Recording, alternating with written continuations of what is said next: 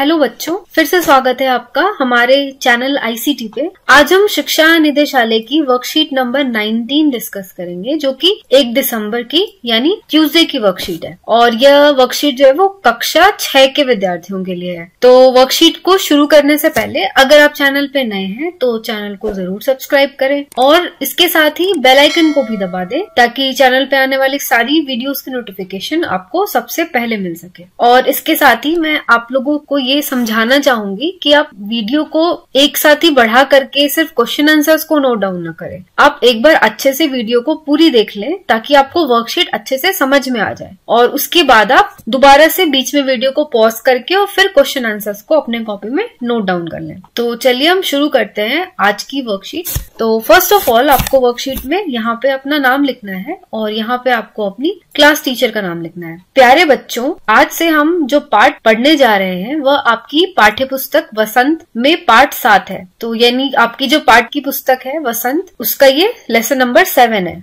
यह पाठ एक गीत है। पाठ का नाम है साथी हाथ बढ़ाना। साथी हाथ बढ़ाना नामक गीत के गीतकार साहिर लुधियानवी जी हैं। इस गीत में मिलकर काम करने की महत्व को बताया गया है। वे कहते हैं कि हमें मिलकर काम करना चाहिए तथा एक दूसरे का साथ देना चाहिए, इससे हमारा काम आसान हो जाता है। आइए पाठ को पढ़कर जानें कि वे और क्या क्या इस गीत के माध्यम से कहना चाहते हैं। तो बच्चों, यहाँ पे जो इस गीत के गीतकार है साहिर लुधियानवी जी, वो हमें यह समझाना चाह रहे हैं इस गीत के माध्यम से कि हमें किसी भी काम को मिलजुल कर करना चाहिए। जो काम हम मिलजुल कर करते हैं वो काफी आसान हो जाता है। तो हमारा जो गीत है उसका शीर्षक है साथी हाथ बढ़ाना। साथी हाथ बढ़ाना, एक अकेला थक जाएगा मिलकर बोझ उठाना। साथी हाथ बढ़ाना, हम मेहनत वालों ने जब भी मिलकर कदम बढ़ाया। सागर ने रास्ता छोड़ा, पर्वत ने शीश झुकाया। फौला दी है सीने अपने, फौला दी है बाहें। हम चाहे तो चट्टानों में पैदा कर दे राहें। साथी हाथ बढ़ाना।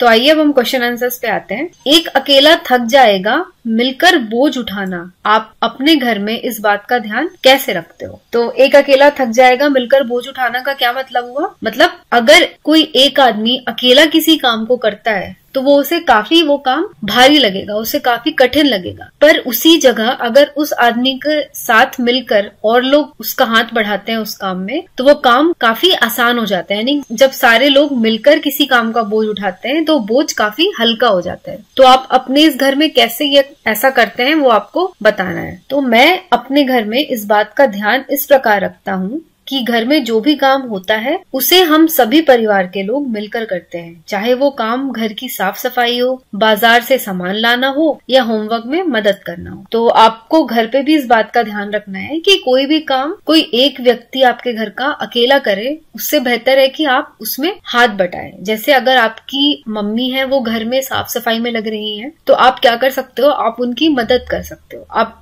डस्टिंग कर सकते हैं, आप चीजों को पोंछ सकते हैं, आप उनकी साफ सफाई में मदद कर सकते हैं। इससे क्या होगा, उनका काम हल्का हो जाएगा। तो इस तरीके से हम घर में भी इस बात का ध्यान रखते हैं कि हम सारे काम मिलजुल कर करें। अगला क्वेश्चन है, गीत में सीने और बाहों को फौलादी क्यों कहा गया है? तो सीने और बाहों को फौलादी इसलिए कहा गया है क्योंकि हमारे इरादे मजबूत है, हमारी बाजुओं में अपार शक्ति है। हमारी बाहें फौलादी इसलिए भी हैं क्योंकि इसमें असीम कार्य क्षमता का पता चलता है। तो बच्चों, हमारे सीने और बाहों को फौलादी क्यों कहा गया है? क्योंकि जो हमारी बाजुएं हैं, हमारी जो बाहें हैं, उनमें बहुत शक्ति है। बहुत शक्ति सिर्फ बाजुओं में नहीं है, वो शक्ति मन की शक्ति भी होती है। अगर मनुष्य किसी भी चीज को ठान ले कि हाँ मुझे ये चीज करनी है, तो उसकी बाजुओं में ऐसी शक्ति आ जाती है कि वो उस काम को करके ही छोड़ता है। तो इस तरीके से हमारी बाजुओं में और हमारी सीने में फौलादी शक्ति है, जिससे कि बड़ा से बड़ा काम, भारी से भारी काम इंसान आसानी से कर सकता है। इतनी क्षमता इंसान में होती है।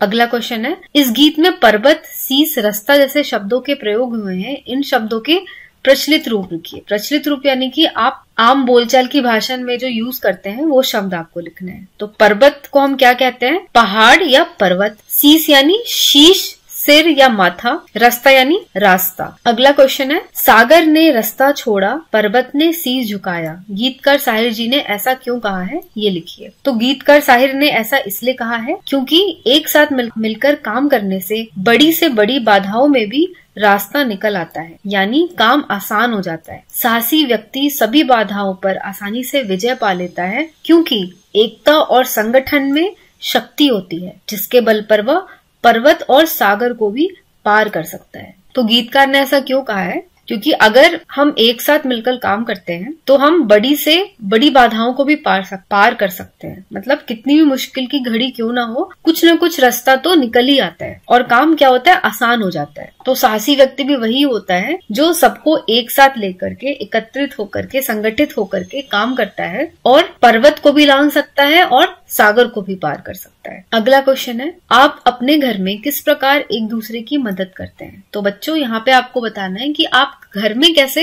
एक दूसरे की मदद करते हैं, आप अपने परिवार के सदस्यों की कैसे मदद करते हैं। मेरे घर में सभी एक दूसरे की मदद करते हैं। जब भी मेरे पिताजी बाजार जाते हैं तब मैं और मेरी बहन भी उनके साथ जाते हैं और सामान उठाने में उनकी मदद करते हैं। जब माताजी रसोई में खाना बनाती हैं तब मैं और मेरी बहन भी उनका हाथ बटाते हैं। इसके साथ ही माता पिता मेरे और मेरी बहन के होमवर्क में भी मदद करते हैं। इस प्रकार हम सभी घर के कार्यों को मिलकर करते हैं। तो बच्चों, आप क्या करते हैं जब भी आपके पापा या आपके पिताजी बाजार जाएं सामान लेने, या आपकी मम्मी बाजार जाती हो सामान लेने, सब्जी लेने, तो आप क्या कर सकते हैं, आप भी उनके साथ जा सकते हैं। तो आप इस तरीके से क्या करेंगे, उनकी सामान उठाने में मदद कर सकते हैं और इस तरीके से उनका काम भी हल्का हो जाएगा। या फिर घर में खाना आपकी मम्मी बना रही हो या घर में साफ सफाई कर रही हो तो भी आप या आपके भाई बहन मिलकर वो काम को में हाथ बटाकर उनका काम आसान कर सकते हैं। और इसके साथ ही माता पिता भी मदद करते हैं, वो हमारी होमवर्क में, हमारे पढ़ाई में मदद करते हैं। अगर हम कोई कार्य नहीं कर पा रहे हैं, हमें कठिन लग रहा है, उसमें भी वो हमारी मदद करते हैं। तो इस प्रकार हमें घर के कार्यों को